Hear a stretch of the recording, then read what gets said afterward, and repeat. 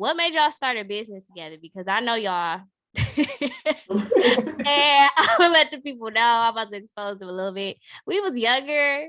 They used to fight on the side, and then boom, something magically happened, and we still bicker often. What made us to get in business together? I think when we initially started getting interested in real estate, I think I had heard about some seminar that I attended. It was a free seminar. And then at that seminar, it was interesting to me. And I purchased tickets to the next seminar. Okay. So I paid for those tickets, and it was you pay for one, you get a guest to come with you. So Kenyatta came with me as my guest. And it was a 3-day seminar, and it was like 8 hours a day for 3 days. It was really long. Yeah. That's a job right there. And at the end of that seminar, they expected you to pay for this additional course, which was like $20,000 or something crazy. So of course we paid it. When they put it up on the screen, we was like, each other like. Yeah, so we didn't do that part, but the seminar got us interested enough to want to, get into real estate. So that after that seminar, we made a goal to try to have some sort of property or flip or rental within the next year. And I think we made it.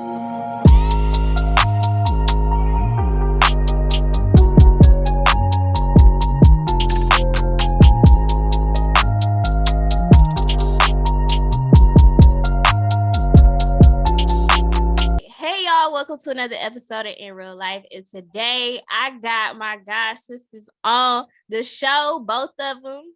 Last time I just had Kenya, which is in the upper right. Yeah, you didn't right ask next me. to me. I didn't even know y'all had a thing last time. I feel left out, but that's okay. This is why I called y'all. Both it was like I gotta get Alexis on the show too. Me and Kenya talked about how she like paid off her car early and all of that stuff, being a responsible millennial, which is what a lot of us aspire to do, but it'd be hard out here. Yeah, we all I haven't paid my car off, so don't ask me about that. Usually I do how I meet people, but you already know I've known them all my life. So we just met. They're both older than me, so they knew me, saw me come out as a baby. Here we are. So yeah, they have their own real estate company. And I want to talk about that because you don't really hear about Black people being in real estate, and especially young Black women being in real estate. So you usually hear about like some old white man doing it. And it's like, oh, okay. But I feel like with, like I said, millennials, we're a little bit more forward thinking. So I just want to get into that a little bit. I'm going to start off with the first question. What made y'all start a business together? Because I know y'all. And I'm going to let the people know. I'm about to expose them a little bit. We was younger. They used to fight on the side. And then boom, something magically happened. And we still bicker often. But it's nowhere near like y'all used to be ready to throw hands. That's because we don't live together anymore. That made it. Well, because that's not true. When we lived together, when we were older, like after high school, we used to have fun. We used to over watch the judge shows and fraternity court. Like, we had a good time when we lived together when we were older. I think everybody trying to fight. You know what I'm saying? My body, I'm not trying to throw blows like that no more. So we keep it simple enough. I feel like it was a switch though. Like at one point, it was just like boom. Y'all was like cool. I think that we just was childish. We were kids. That's what I think too. Yeah, because we never did get along. Yeah, because we've always been friends, even when we used to fight when we were little. Like we've never been like, oh, I can't stand her. Mm-hmm. Yeah. So what made y'all be like, all right, let's get in business together? What made us to get in business together? I think when we initially started getting interested in real estate, I think I had heard about some seminar that I attended. It was a free seminar. And then at that seminar, it was interesting to me. And I purchased tickets to the next seminar. Okay. So I paid for those tickets, and it was you pay for one, you get a guest to come with you. So Kenyatta came with me as my guest, and it was a 3-day seminar, and it was like 8 hours a day for 3 days. It was really long. Oh yeah, that's a that's a job right there. And at the end of that seminar, they expected you to pay for this additional course, which was like $20,000 or something crazy. So of course we crazy. When they put it up on the screen, we was like, yeah. So we didn't do that part, but the seminar got us interested enough to want to, get into real estate. So that after that seminar, we made a goal to try to have some sort of property or flip or rental within the next year. And I think it may have taken a little bit longer than a year, but it took longer than that. Yeah, it eventually happened, but it was that seminar, I think, is what got us interested. So, yeah, it's funny when we went to that seminar and like how you came up with that seminar. I think at the time we, or maybe even more so you than me, was just like, we got to figure out how to make some money, and real estate kind of was just like something that people talked about sometimes. And I don't know how you heard about the seminar, but when you invited me to it, I was still in college at the time, and it was at the end of the semester, so like in December, and I had pulled like an all-nighter, finished my last final, and then came home, went to that seminar. So that first day at the seminar, like I literally was barely awake. I was like, oh my God. But yeah, we did that, and like you said, we took notes and we learned a lot. Those seminars are really designed to get you motivated and then want you to pay for that course. Of course. And we took that information. Yeah, and even if we didn't have the money, there was no way we could pay for that. But we took a lot of notes, took the information, and we're like, we can do this. Like, we don't need to pay that $20,000. We can do this on our own. So that kind of like sparked us to, start moving and actually doing something.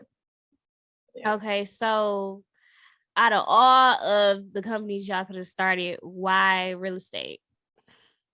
It was really because of that seminar, or Alexis, had you been thinking about it beforehand? Like, I think I want to start a company with my sister, but I don't know what yet. I don't remember if I was thinking about that or not, but I just know that real estate, I knew that I wanted to do something entrepreneurial, and I knew that real estate seemed like the easier. It's a low barrier to entry. Yeah, it's not like starting a tech firm. I don't know nothing about tech. Like, it was something that I could learn in a reasonable amount of time. And I had money at that. I had some savings because I had worked in college. I had saved up. I think at that time I had saved up like $10,000 from serving in college. Like, what? Shout out to Outback funded our Outback funded, okay. So I saved $10,000 in college.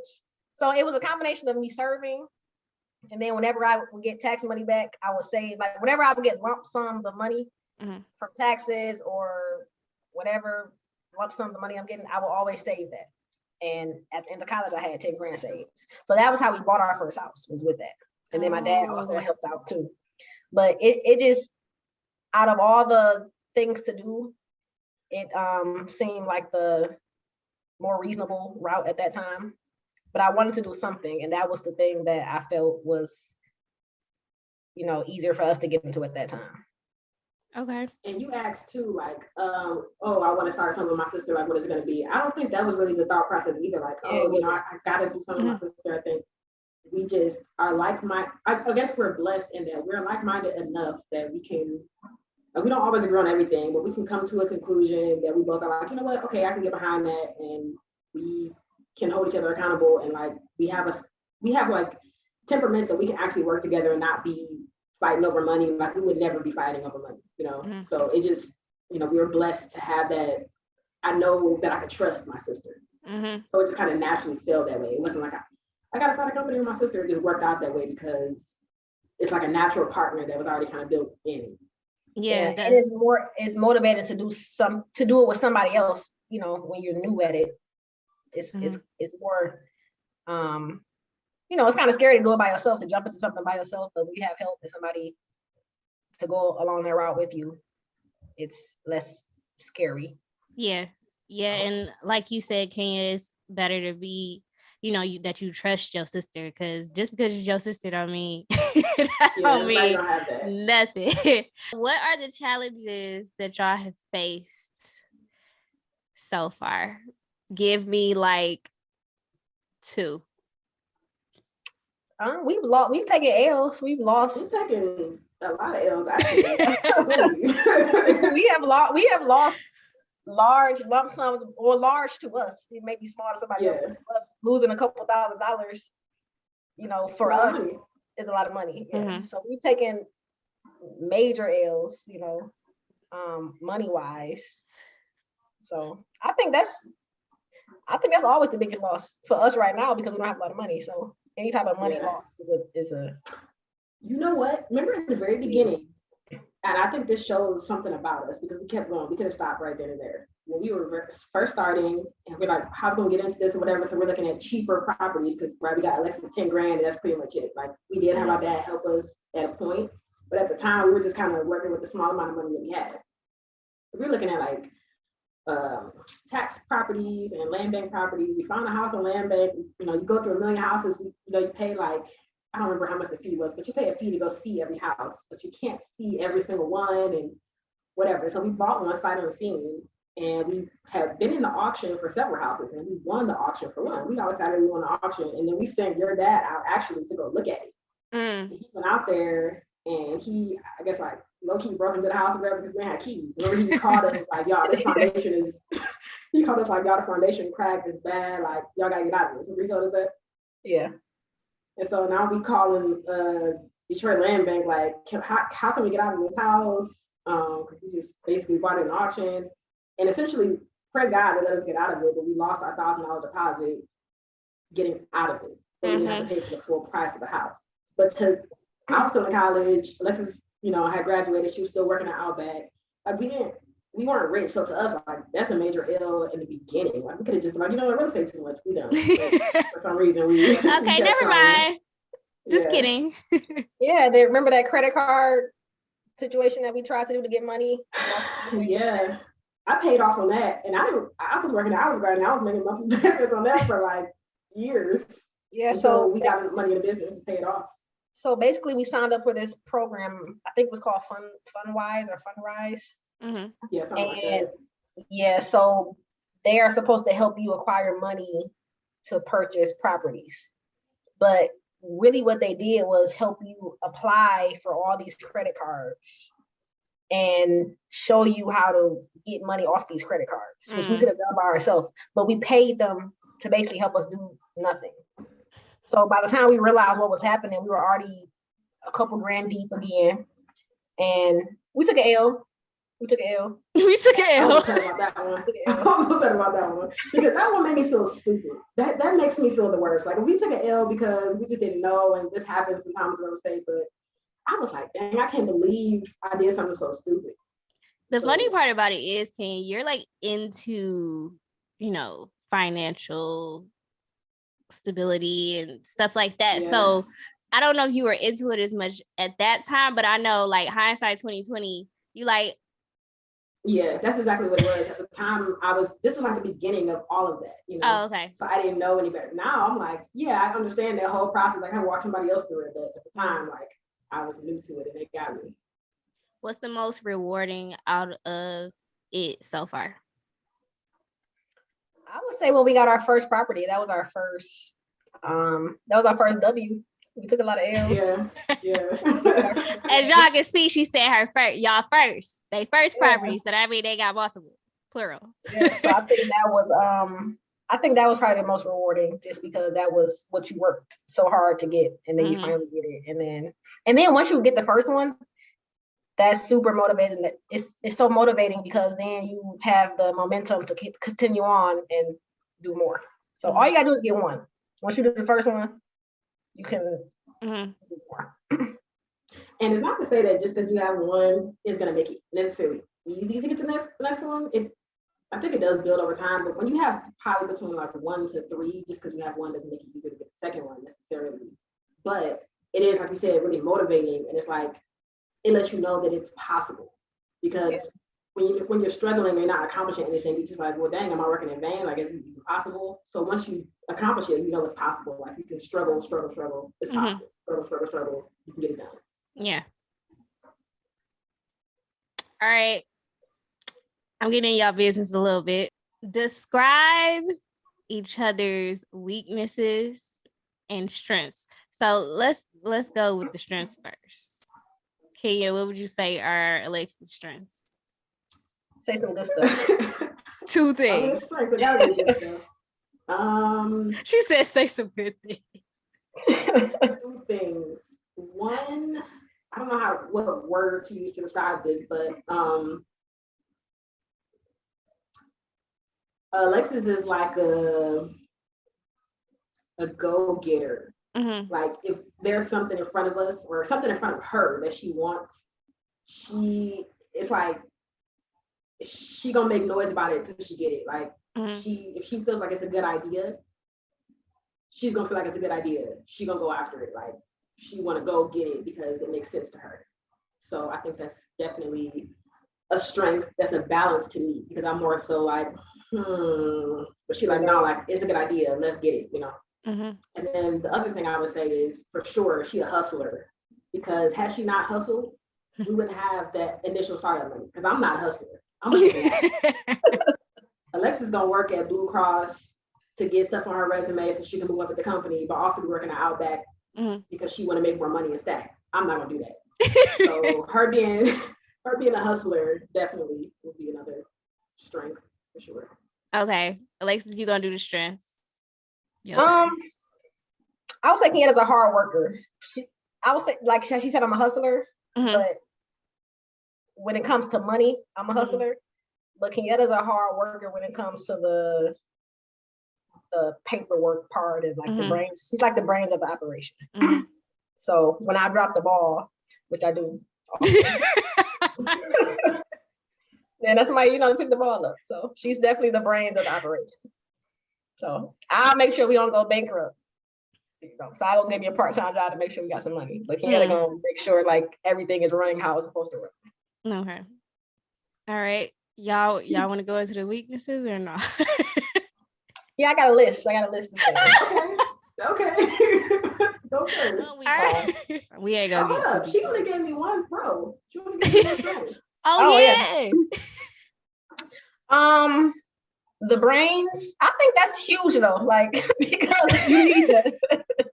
that's like more than half, just having that. And Kenyatta is able to figure. I can get frustrated if I can't figure it out. Kenyatta will sit there and she can, no matter what it is, she's gonna figure it out. She'll take the time to figure it out. Sometimes, even if I think it's a good idea, I could just move on to something else that I might think is easier. I'll do that. She'll take the time to figure it out and actually see, does this make sense? Whereas I might be like, I'm gonna go to the next. Yeah. I feel like y'all kind of balance each other out because, like you said, Alexis is more so like okay, I want this, I'm gonna get it. Sometimes she's ready to jump on stuff almost immediately, as to whereas the other side of the spectrum is like, hold up, wait a minute. Let's sit down. Let's write down pros and cons. Let's get the numbers out so that we can see it and see if this is something that we can do. And you need both because sometimes in order, especially with real estate, you got to be able to take risks. That's just absolutely, yeah. So that's just period. That's bottom line. That's foundation. But also, you need to be able to sit down and be logical about things and be like, okay, this is what I need, or this is what we need in order to get here, to get from point A to point B. So, okay. Weaknesses, Kenya? You want to start with one? Or let's not call it weaknesses. Something that we can work on. Let's get into what you need to improve on. Let's get into it. We're gonna get into it.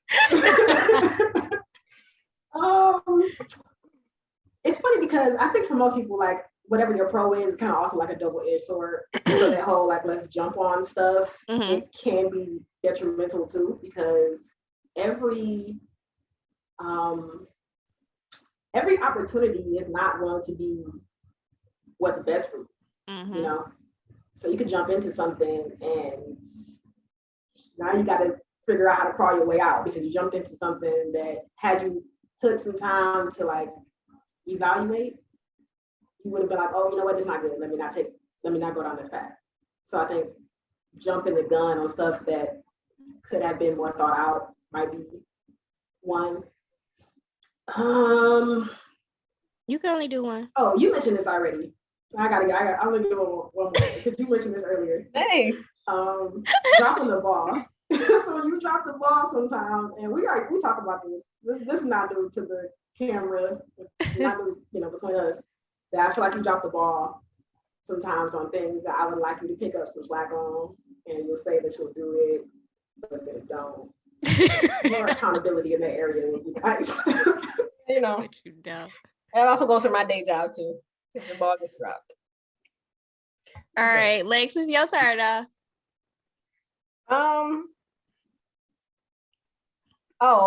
I think I've told Kenyatta this before. I feel like when she is frustrated, because it really bothers me.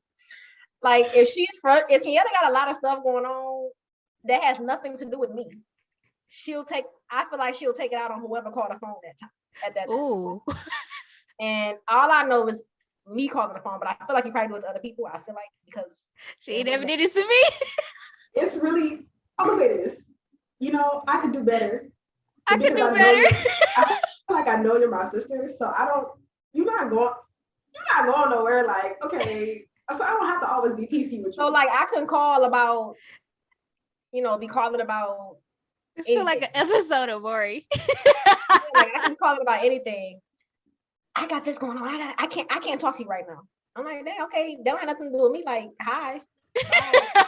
What they got to do with me? And I don't do that. I don't take my frustrations on other people. That's not your problem. So, and that really irritates me. So that's both of my weaknesses because that really irritates me. And then we might not talk for like a day because I feel like you disrespected me. So, okay. For real, that's how I be feeling. So, dang. Okay, you know what? I think that she's, exaggerating.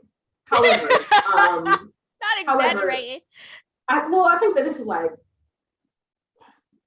I feel like I'll say, hey, like I'm busy, or I can't. I say this a lot. I say I can't deal with this right now, or I can't. I don't have the capacity to deal with this right now. I'll say something like that a lot, right?